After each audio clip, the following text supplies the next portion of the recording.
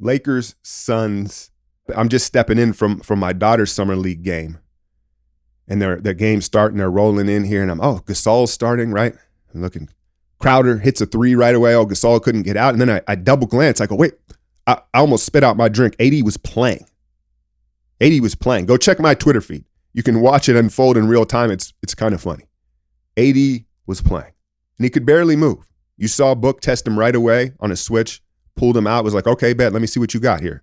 And you could just see, he gapped him, he contested, but you're like, oh, he could barely move. Sure enough, 5 minutes into the game, down goes Anthony Davis. Shame on Laker Nation. Shame on LeBron. Shame on Snoop Dogg. His ignorant self, man. Does he even have a groin? His old bony ass. Anthony Davis was out there because he felt the pressure. You heard Charles Barkley calling him street clothes.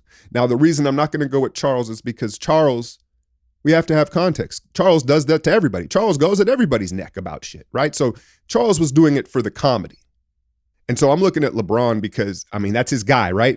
It's so well documented, the championship run last year, how close they are. How do you let your guy go out there like that? LeBron's no dummy. LeBron is the guy that's taken care of his body better than anybody in the league the last 15, 20 years. He knows better. So why is LeBron letting him go out there? Was that out of desperation? The team medical staff is going to catch the fade for this, right? But in reality, they're just doing what they're told. You ever see Any Given Sunday? Pacino, Jamie Foxx, Willie Beeman. As over the top as that movie is, one part that wasn't was the team doctor.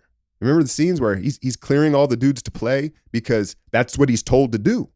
Why do you think so many of these guys hire their own training staff? Kawhi, you just heard Donovan Mitchell, right? It's kind of a conflict of interest. The team doctors have the team's interest. They're going by what the team wants, not what the player wants necessarily. I think that's a real thing, and no better evidence than last night, because all of this could have been deaded if the team doctor just said, sorry, I'm not clearing you. But then as I watched AD on the sidelines after, looking at his face, you know what I saw? I saw relief. I saw relief in AD's face once he iced up and just stood on the sidelines. And it dawned on me, AD knew what he was doing. AD knew what he was doing. He was like, all right, look, I got a groin strain. Laker Nation is killing me. They're on my neck. They think I'm soft. I'm going to go out there and I'm going to pull it even worse. And I'm just going to show y'all. Like, it was on purpose. I think he knew what was going to happen. And he ultimately just pushed his way through and said, and I know I just sat here and blamed everybody else for it, but yes, ultimately AD has to yay or nay it. And he yayed it because he wanted to prove a point to Laker Nation. The funny thing was, though, let's just say hypothetically the game plan was, hey, we're just going to start you, play you a couple minutes, and just kind of give the crowd and the team a boost. You'll be a decoy for a few minutes in the first quarter. It backfired, right? Because the second he went down, it completely deflated the arena and the team. Well, Book helped too, right? Book helped too. What did he have, 22 in the first? Straight light show. Suns hit 10 threes in the first quarter. I want to give Book his flowers, right? I've been a believer. Check my receipts. I've been a believer in Devin Booker. But it also feels like these 40, 45-point nights are just going to be a common big game stat now, right? Like, hey, so-and-so, he had a big night last night. He dropped 47 threes. When a few years ago, when you'd see that stat line, you'd be like, yo, did you see what so-and-so did? Now it seems like we're seeing this every other night from someone, right? So again, on this stage in an elimination game, that's big shit from Book. I don't want to take anything away from him.